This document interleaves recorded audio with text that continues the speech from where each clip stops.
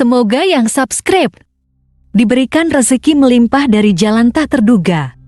Dan yang like komen, dimudahkan jalannya menuju surga di hari akhir nanti. Siapa yang tak mendengar nama Qorun? Qorun adalah seorang sosok kaya raya di zaman Nabi Musa, tapi namanya melegenda hingga sekarang. Kisahnya diabadikan dalam Al-Quran, bahkan menjadi peribahasa atau ungkapan di masyarakat guna menggambarkan seseorang yang mirip dengan tabiatnya atau menisbatkan harta yang ditemukan terpendam dalam tanah sebagai harta Qorun. Qorun adalah miliarder kaya raya yang hidup sejaman dengan Nabi Musa. Saking kaya rayanya, Qorun setiap kali keluar dari rumahnya, ia didampingi dengan 300 pelayan laki-laki dan 300 pelayan perempuan. Qorun juga dikawal oleh 4.000 pengawal yang diiringi 4.000 binatang ternak, ditambah 60 ekor unta yang khusus membawa kunci-kunci gudang penyimpanan harta kekayaannya itu. Itu dilakukan semata-mata sebagai bentuk kesombongan bahwa dialah manusia paling kaya, paling terhormat, dan memiliki pengikut setia. Ia merasa lebih mulia dibandingkan Nabi Musa alaihissalam.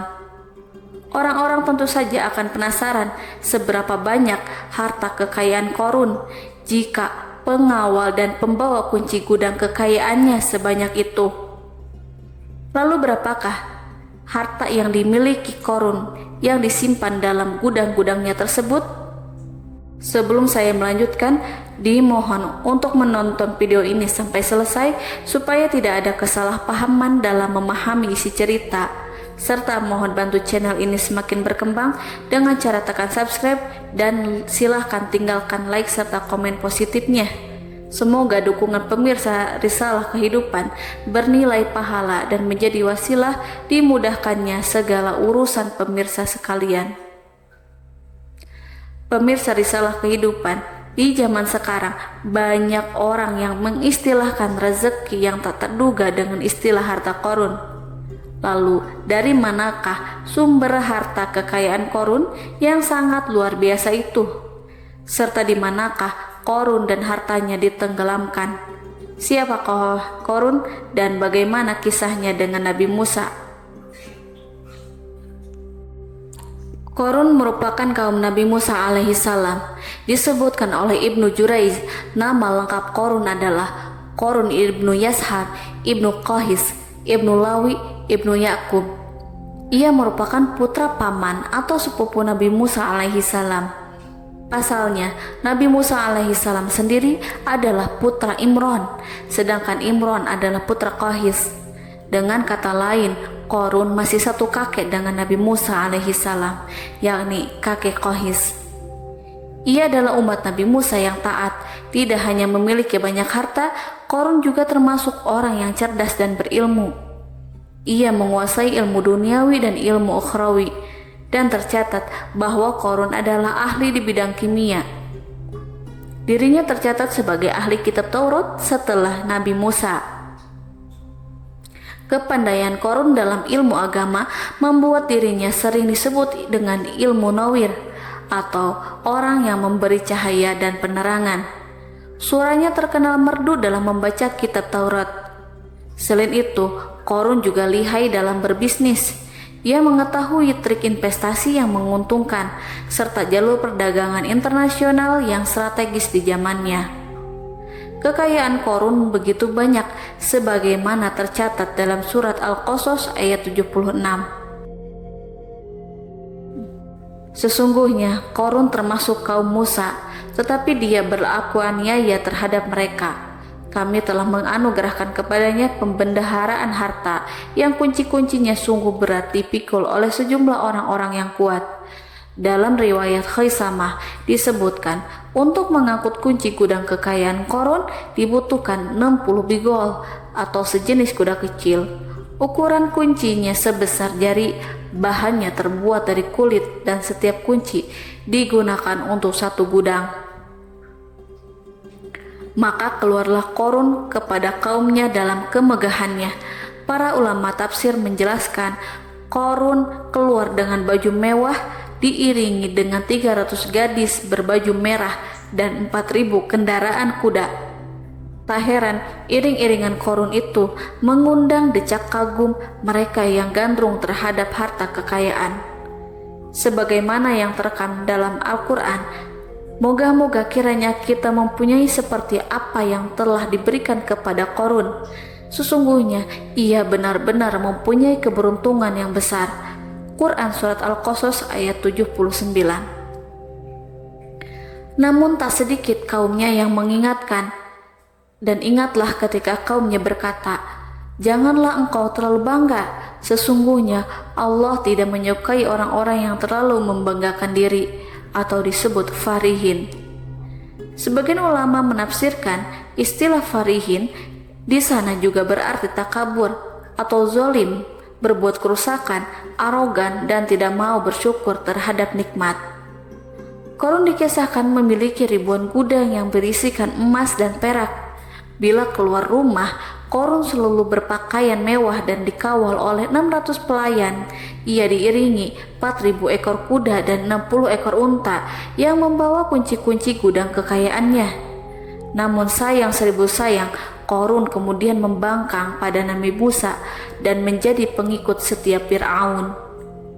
Mengenai dari mana asal-usul kekayaan Korun, ada beberapa riwayat yang memberitakan tentang asal-usul kekayaan Korun tersebut.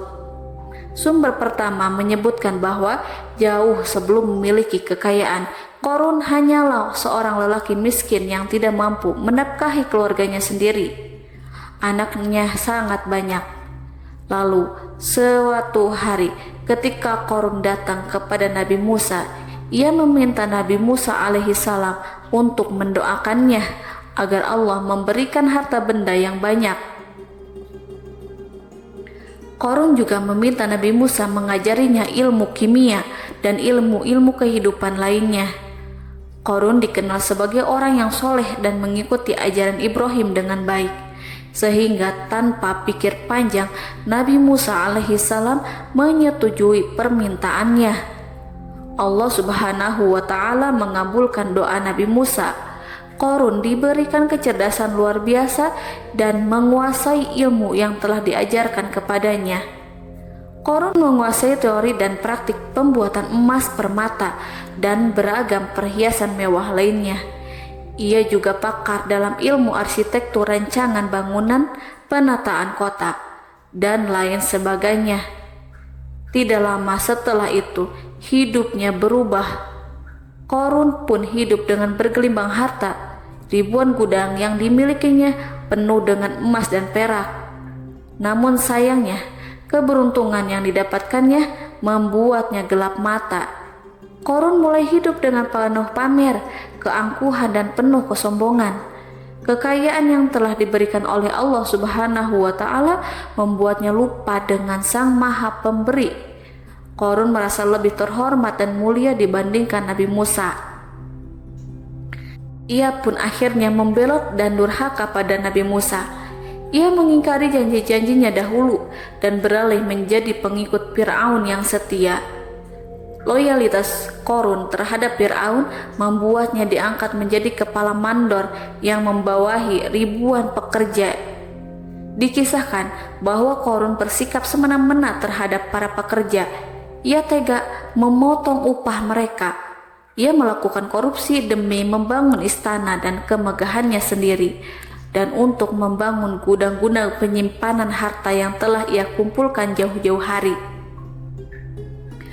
Ketika datang perintah zakat, Nabi Musa alaihissalam pergi menemui Korun dan memerintahkannya mengeluarkan zakat sebesar 1 dinar dari setiap 1.000 dinar, 1 dirham dari setiap 1.000 dirham, 1 kambing dari setiap 1.000 kambing, dan seterusnya. Setelah Korun menghitung seluruh hartanya, ternyata jumlah zakatnya sangat besar. Kekikirannya pun mulai menghalangi hatinya untuk mengeluarkan zakat. Korun enggan membayar zakat ketika Nabi Musa alaihissalam menagih zakat yang diperintahkan oleh Allah untuk ditunaikannya. Ketika Korun diminta zakat, ia langsung marah dan tidak memberikan sedikit pun kekayaannya. Dia berpikir bahwa harta kekayaan yang dimilikinya didapat dari hasil kerja dan usahanya sendiri, dan tidak ada kaitannya dengan siapapun, termasuk Allah Subhanahu wa Ta'ala. Janji Korun untuk lebih taat beribadah dan membantu sesama jika diberi kekayaan oleh Allah dilupakannya. Dia mempergunakan kekayaannya tersebut dalam kesesatan, kezaliman, dan permusuhan, sehingga membuatnya menjadi sombong dan terlena. Orang-orang beriman pada masa itu sering menasehati Korun untuk bersyukur atas nikmat yang Allah berikan kepadanya, tetapi dia tidak mengindahkan nasihat tersebut. Dari sikapnya tersebut sudah jelas bahwa Korun tidak membutuhkan nasihat kebenaran, bahkan merasa tidak takut dengan ancaman Allah, sebab Korun merasa sudah memiliki segalanya. Korun merasa dirinya hebat dan pintar serta punya banyak pengikut setia, punya banyak pengawal dan merasa aman karena dekat dengan Raja Fir'aun. Korun berkata, "Sesungguhnya aku mendapatkan harta ini karena ilmu yang ada padaku." Korun sangat sombong. Ia merasa hartanya didapatkannya sendiri tanpa campur tangan dan kehendak Zat yang Maha Kaya, yakni Allah Subhanahu wa Ta'ala. Apakah Korun lupa ataukah ia tidak tahu bahwa Allah telah membinasakan orang-orang sombong sebelumnya, yang bahkan lebih kuat darinya, yang lebih kaya darinya, yang lebih banyak pengawalannya, lebih kokoh dan tak terkalahkan dibanding dirinya? Karena terdorong sifat kikir dan angkuh, maka Korun membuat rencana untuk melakukan tipu daya agar dia terlepas dari kewajiban membayar zakat. Dia ingin menjatuhkan nama baik dan citra baik Nabi Musa alaihissalam. Kemudian dia mengumpulkan tokoh-tokoh konglomerat Bani Israel. Ia berkata kepada mereka, "Wahai saudara-saudaraku, terhadap apa yang diperintahkan Musa untuk membayar zakat, apakah kalian akan mematuhinya? Sekarang dia hendak mengambil harta yang ada di tangan kalian, maka pikirkanlah suatu cara untuk menghindari perintahnya." Para pembesar-pembesar yang dipanggil kemudian menjawab, "Wahai paduka Korun, engkau lebih besar daripada kami akan melakukan apapun yang kau inginkan." Korun pun berkata, "Datangkanlah kepadaku wanita cantik, aku akan memberinya hadiah besar jika ia berhasil menggoda dan memfitnah Nabi Musa."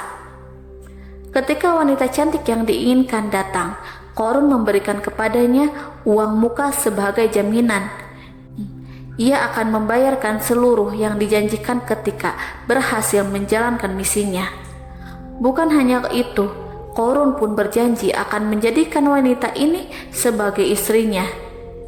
Dan keesokan harinya, Korun mengumpulkan Bani Israel. Setelah itu, Korun menghadap kepada Nabi Musa seraya berkata, "Orang-orang menanti kedatangan Anda, sampaikanlah saran dan nasihat kepada mereka." Nabi Musa kemudian keluar dari rumahnya. Ia mulai menyampaikan nasihat pada umatnya. Di antara nasihatnya, beliau berkata, "Barang siapa yang mencuri, aku akan memotong tangannya. Barang siapa yang memfitnah, aku akan mencambuknya sebanyak 70 kali. Barang siapa yang tidak mempunyai istri dan dia berbuat zina, maka aku akan mencambuknya sebanyak 70 kali. Adapun barang siapa yang memiliki istri dan dia berbuat zina, aku akan rajam dia sampai mati."